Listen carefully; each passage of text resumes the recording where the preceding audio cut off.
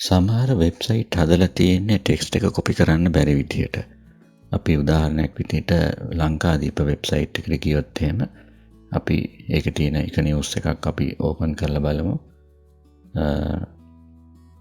මම මේක ඕපන් කරනවා. ඔයාලට පේනවා මේක අපිට මවුස් එකෙන් මේක ටෙක්ස්ට් එක සිලෙක්ට් කරන්න බැරි විදිහට තමයි මේ වෙබ්සයිට් එක හදලා තියෙන්නේ. ඉතින් ඉස්සර නම් මේ වගේ ටෙක්ස්ට් එක කොපි කරගන්න අපිට වෙන වෙන ක්‍රම පාවිච්චි කරන්න සිද්ධ වුණා.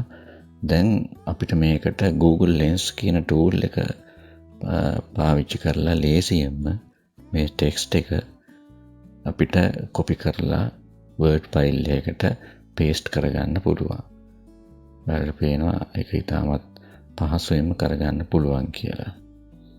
අපි දැන් මේක Word file එකට මේ විදිහට අපි paste කරගමු.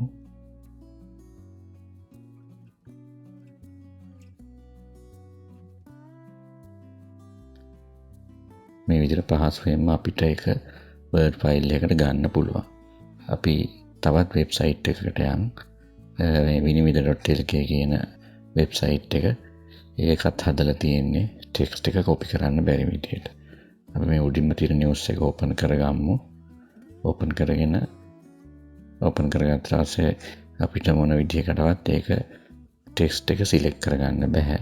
අපිට මේකත් Google Lens එක පාවිච්චි කරලා පහසුවෙන්ම මේ ටෙක්ස්ට් එක කොපි කරගන්න පුළුවන්.